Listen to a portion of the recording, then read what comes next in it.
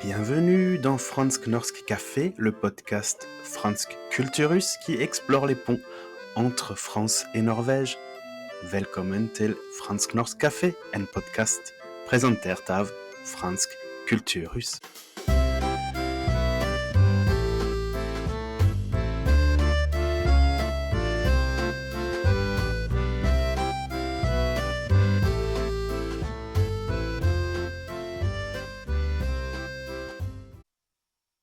Alors bonjour Ludovic. Bonjour Gilles.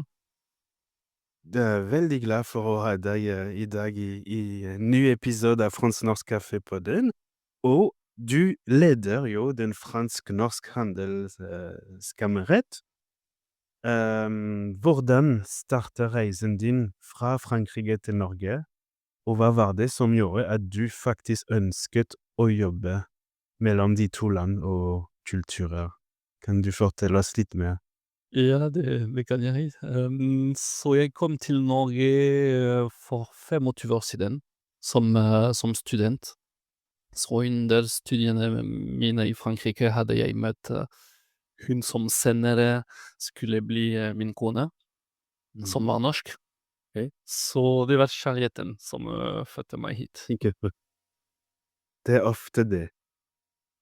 Og jeg tror det er akkurat 25 år siden du startet ved handelskammeret, ikke sant? Stemmer det? Riktig. 1. desember. Ok, ja, fordi vi har den opptak 2. desember, så kan du fortelle oss om hvordan det var 25 år siden i Oslo, og nemlig ved handelskammeret. Og det var annerledes. Så når jeg startet i 2000, for først var jeg student, så med veldig lite erfaring. Og så handelskammeret på denne tiden, det var bare 2 fast ansatte, en direktør og vi hadde kolleger som jobbet med administrasjon. Og så kom jeg veldig fersk som student, og rollen min var å starte eller utvikle bedriftstjenester. På denne tiden Fransk Handelskammer, det var bare et nettverk, så en klubb, medlemsklubb. Og rollen min var å utvikle bedriftstjenester og hjelpe franske bedrifter og eksportere til Norge og finne samarbeidspartnere i ulike sektorer. Og så kan du fortelle til alle som hører på podden, kan du oppsummere rollen til den handelskammeret? Hva er det dere gjør? Og en sånn vanlig dag, hvordan ser det ut hos dere? Det var et godt spørsmål. Så handelskammeret så først og fremst, det er en bilateral, privat, 100% selvfinansiert non-profit-organisasjon. Så det er viktig å forstå det, fordi det er et ramme hvor vi jobber inne. Så handelskammer ble stiftet i 1919, så lenge siden. I Kristiania, faktisk, på denne tiden var det i Oslo, det var Kristiania. Så det var norske forretningsmenn som startet handelskammer. De ville gjøre et tettere samarbeid mellom Frankrike og Norge. På denne tiden, det var litt før vinmonopolet, så det var det var begrenset samarbeid mellom de to land, så de tenkte at det var nyttig å ha et handelskammer og bidra og hjelpe med eksport og industrielle samarbeid mellom de to land. Så for oss, vi har medlemmer, så vi hjelper våre medlemmer. Men også vi bistår bedrifter som ønsker å eksportere eller etablere seg med ulike typer tjenester i begge landene. Ja, så ser. Så dere har en kontor i Oslo og kanskje i Paris? I Paris også, vi har 2 styrer. Et styre i Oslo, et styre i Paris. Vi samarbeider veldig tett med begge ambassadene. Begge ambassadører er president handelskammeret. okay. Så vi Automatisk på en måte. Riktig. Ja, ok. Så du møter mange franske selskaper, for eksempel, som vurderer å etablere seg i Norge, eller utvikle seg i Norge. Hva trenger de oftest hjelp til, og hva er det de kanskje undervurderer med Norge før de etablerer seg? Så de fleste vil eksportere til Norge, og så de trenger hjelp å finne den riktige samarbeidspartner. Og det er veldig viktig. Ja. Så fordi når man bygger eller starter en prosjekt i Norge, det er veldig viktig å finne den riktige partner, fordi man bygger en relasjon over tid. Så det er ikke one shot i Norge som det kunne være i andre land. Ja. Man må bygge tillit. Eller skape tillit. Ja. Og så det er det vi kan hjelpe med, skape tillit, forståelse og bygge langsiktige relasjoner med samarbeidspartnere. Ok. Så kultur er veldig viktig innen Ja. innen business også. Ja, så hvis vi sammenligner for eksempel med det norsk-tysk handelskammeret, hvor stor er dere, hvor stor er den tyske del? Finnes det for alle land? Italiensk, norsk handelskammeret og så videre? Det er 3 store handelskamre i Norge. Den største er norsk-tysk handelskammer. Fordi det er en lang historie også. Det er samarbeid mellom de to land er stor. Ja, ikke sant. Så kanskje de er 30 eller 35 ansatte i Oslo. Og så det er hvor i Frankrike vi har ulike organisasjoner. I Tyskland det er bare norsk-tysk handelskammer som samler reise, messe, eksport, Ok. alle forskjellige aktiviteter. Men nummer 2 det er fransk handelskammer, og så vi har Ok, ja. utviklet oss så de siste 15 årene, jeg skulle si. Så nå er vi 8 ansatte i Oslo, og så Ok. større og større aktiviteter. Mye å gjøre akkurat nå, faktisk. Og etter oss er det den AmCham, amerikanske Ja, ja. chamber i Oslo, som er ganske aktiv også. Så hvis vi går, du sa dere er mer og mer dynamisk, og jeg er vitne til det, fordi vi i Fransk kulturhus er medlemmer òg, og vi ser hva dere gjør, ikke sant? Kan du fortelle oss om hoveddatoer i løpet av et år hos dere? Hva er de viktigste datoer og arrangementer som skjer? Så hvert år vi arrangerer fransk-norsk-dagen, så midt i oktober, faktisk. Vi starter med en konferanse som skjer på BI i Nederland. Ja. Så vi prøver å velge et tema som er av interesse for alle våre medlemmer, og som er mening for bilateralt samarbeid. Så for eksempel i år, midt i oktober, vi hadde et forum om The City of Tomorrow. Ja. Hvor vi så faktisk det var ordfører fra Oslo som startet dagen, og så hadde vi forskjellige eksperter som kom fra Frankrike, fra Norge, forskjellige byer i Norge, og som startet om energi, om digital, om mobilitet, grønn mobilitet faktisk. Og idé av dagen er å samle de riktige eksperter som har potensial å samarbeide med dette temaet. Så det er i oktober, og vi avslutter dagen med en gallamiddag. Og det er en veldig fin mulighet for networking med en fransk atmosfære. Det skjer i Bruges hvert år. Og så da dekker vi det fransk-norsk trofé. Ja. Så vi har en jury, og hvert år vi velger en bedrift, fransk, norsk, stor eller liten, Ja. som får den fransk-norsk trofé. Kjempefint, ok.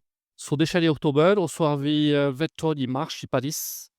En store conference, det heter Green Industry Forum. Og tar vi en stor norsk delegasjon. Vi samarbeider med Innovasjon Norge, vi samarbeider med BPI France, begge ambassader. Og det blir fjerde forum skal skje neste år i mars, 23. mars. Og da får vi den norske industriminister som har bekreftet som skal komme, og så vi får politisk nivå og Ja, så business. store gjester òg, ikke Ja. sant. Du Nemlig Norge er jo inne i store omstillinger innen energi, miljø, teknologi. Hvilke sektorer ser du som mest lovende for franske aktører akkurat nå? Dekarbonisering. Ja. Dekarbonisering av industri, transport. Så både Frankrike og Norge har sterke ambisjoner og veldig komplementære kompetanser. Ja. Så når det gjelder CCS, for eksempel carbon capture and storage, hydrogen, maritim grønn-teknologi, energieffektivisering, så det er mye å gjøre mellom de to landene. Og så kunstig intelligens, det blir større og større.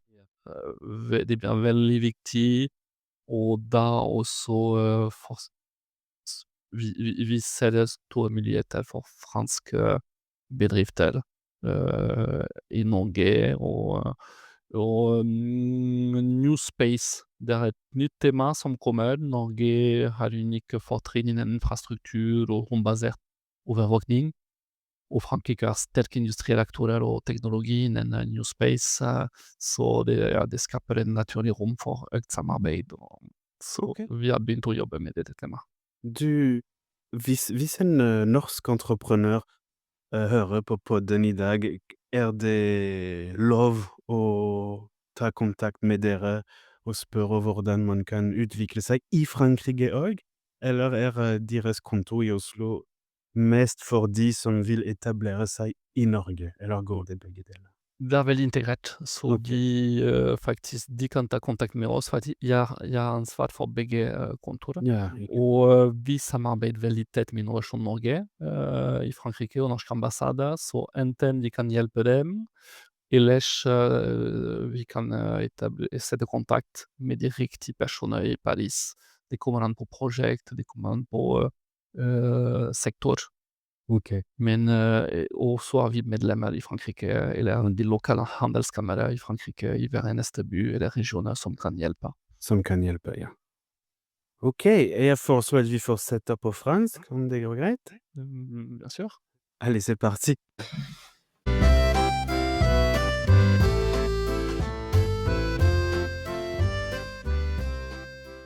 Alors Ludovic, d'un point de vue un peu plus personnel pour les gens qui nous écoutent, alors déjà je ferai une présentation en français de toi, mais les gens te connaissent peut-être un peu plus, en tout cas ceux qui suivent le podcast.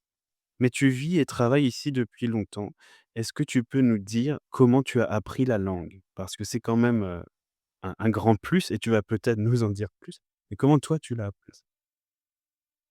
Hem, alors en effet, ça fait 25 ans que je suis arrivé en Norvège. Comme je disais en norvégien, voilà, pour suivre mon épouse comme stagiaire, puis coopérant du service national. Et au début, je savais pas que j'allais rester autant, donc du coup, c'est vrai que la facilité était de tout faire en anglais, mais à partir d'un certain moment, je me suis dit: «Bon là, je crois que je me plais ici, j'ai envie d'y rester, j'ai envie d'y faire ma vie», et c'est là où il y a eu un déclic, donc j'ai pris des cours, en fait. J'ai pris des cours du soir, et voilà, je me suis mis à apprendre le norvégien. Ce qui a pas été évident parce que je travaille dans un contexte très international, oui, c'est sûr en anglais. Ouais, et En préparant en immersion. l'épisode, je me suis dit: «Mais c'est vrai que je t'ai toujours entendu parler anglais, en fait». Parce que aux événements où je vais, généralement, c'est plutôt en anglais, quand vous faites des événements et donc je savais plus, à quel point on pouvait faire l'interview en norvégien, mais en fait, je vois que c'est très bien, mais c'est peu Non, en effet, donc du coup, c'est vrai que j'ai jamais été vraiment en immersion quotidienne comme on pourrait l'être quand on évolue dans une société 100% norvégienne. Mais et d'autant plus qu'à la maison, moi, ma femme, on s'est rencontrés en France, ouais, et c'est dur de changer de langue, en fait. Quand on a passé oui, plusieurs années avec une personne, dans une langue, Mmh. de tout d'un coup changer, même quand on a eu nos enfants, moi j'ai voulu qu'ils étaient dans le Barnhager, j'ai voulu que leur parler français à la maison. Ça a retardé l'apprentissage, mais enfin, si j'ai un Mmh. conseil à donner aux Français qui viennent ici, c'est, vraiment faites l'effort le plus tôt possible d'apprendre le norvégien et de montrer que vous vous intéressez, même si, le piège, c'est que tout on peut tout faire en anglais, en Norvège. Sûr. La télé, le cinéma dans les boutiques, mais ça fait une énorme différence. Ouais, je suis tout à fait d'accord et c'est un conseil qu'on donne souvent dans ce podcast et d'ailleurs, donc merci pour ton soutien moral. Quand tu regardes ton parcours justement, parce que ça fait 25 ans que tu es, par ex à la chambre de commerce, et donc très intégré, est-ce que tu te dis parfois, «Je suis un peu norvégien aussi, quoi. Je suis plus seulement français, mais je suis aussi, on peut le dire, un local». Ah ouais, complètement, hein, Ouais. complètement. Alors, j'ai eu ma nationalité norvégienne et j'ai été très fier, Ouais, ce d'accord, que donc j'aurais ouais, fait, en ouais. fait, quand j'ai reçu vous savez, la lettre Ouais, d'acceptation du dossier et je me sens maintenant au bout de 25 ans vraiment, j'ai voulu le faire par rapport à mes enfants qui étaient ouais, franco-norvégiens. À un moment donné, quand on se dit, on a passé plus de temps en Norvège qu'en France, donc ce serait quand même bien de pouvoir voter, de pouvoir, absolument. s'impliquer dans la vie norvégienne et donc ça, c'était une étape. Après, c'est vrai que quand je suis en France, autant quand je suis en Norvège, j'ai quand même évidemment mes racines et je me sens français, autant quand je suis en France, je me sens norvégien et je vais en permanence essayer de valoriser, cette culture que j'ai apprise, que j'apprécie et les bons côtés norvégiens et le ski aussi. C'est vrai que quand je sur les skis de fond et que je commence à vraiment, me dire: «Ça y est, c'est l'hiver, il neige, je suis content», là, je me dis: «Ça y est, je suis norvégien». Ouais, tu sais, plus ski de fond, c'est vrai que c'est quand même une vraie spécialité. Tu as raison, on est plutôt, ski alpin en France, en général quand même.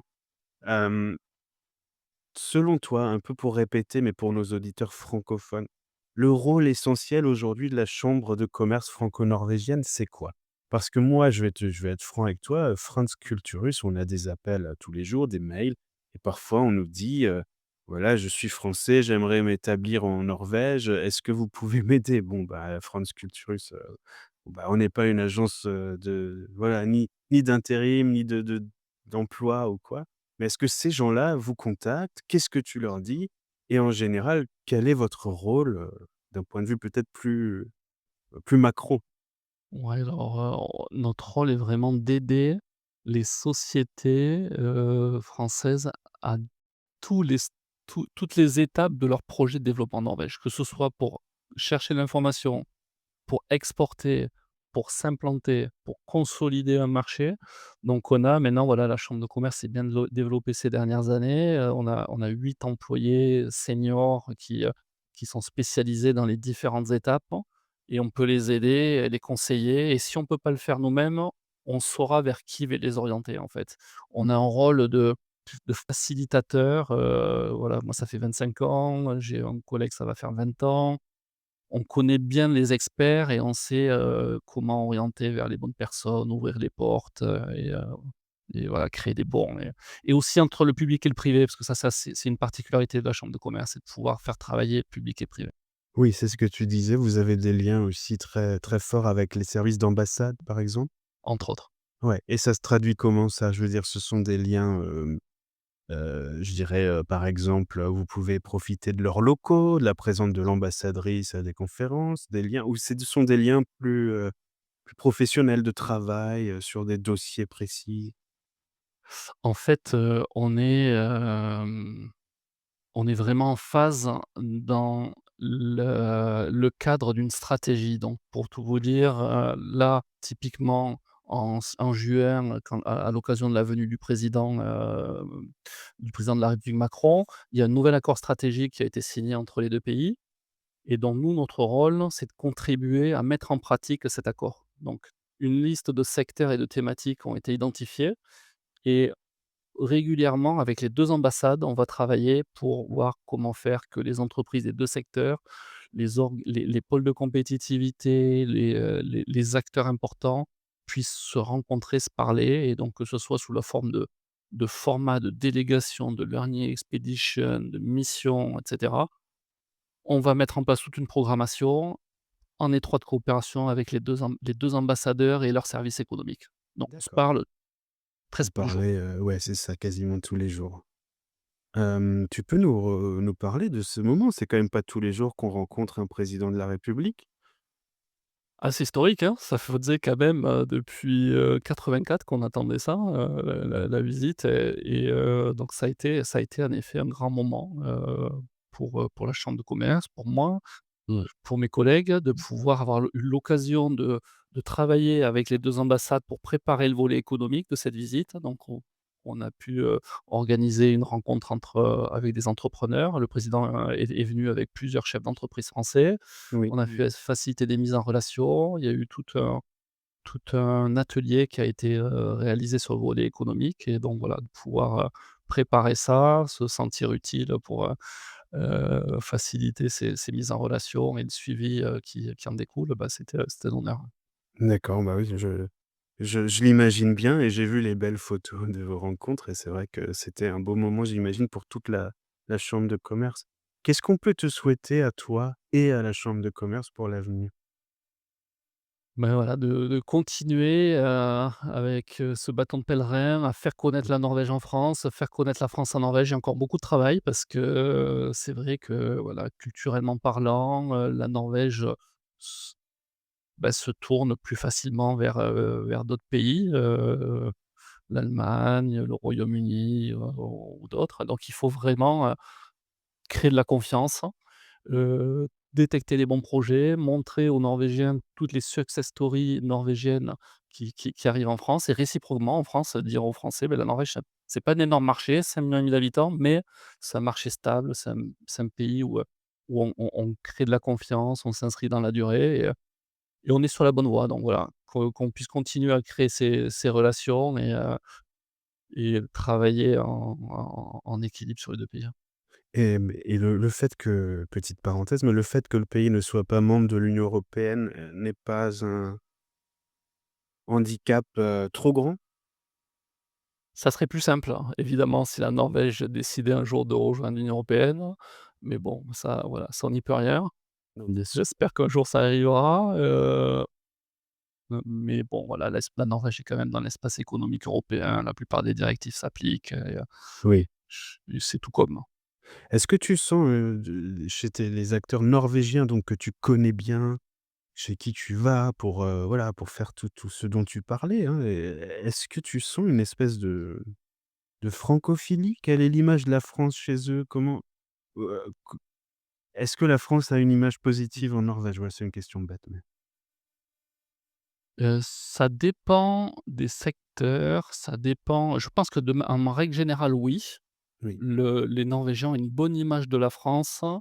Alors plus comme destination, touristique, de qualité de culturel, vie, art ouais, de vivre, culture, ouais, bien sûr. gastronomie. Dès qu'on va, travailler sur des relations d'affaires, encore une fois, il y a peut-être une méconnaissance Ouais, mutuelle d'ailleurs, hein, et donc instinctivement, encore une fois, une société norvégienne sera plus à l'aise à lancer un projet en Allemagne ou au Royaume-Uni qu'en France où elle a pas forcément les codes et elle se dit, ouais, «Est-ce qu'en termes de communication, de culture, d'organisation, de gestion du temps», enfin il y a plein de paramètres qui font que il y a une petite appréhension et mmh, c'est là où tout notre travail d'expliquer comment ça fonctionne dans les 2 mmh. sens et que, il y a tellement de Faut y aller, quoi. cas de figure où ça marche bien, il faut y aller. Faut se lancer. Bah, écoute, Ludovic, je te remercie. Je pense que nos auditeurs seront heureux d'avoir eu aussi un peu ce petit résumé de ce que vous faites et des ponts aussi qu'il peut y avoir entre le milieu culturel et la chambre de commerce et qui peut avoir une image de plus d'affaires alors que les 2 sont forcément liés.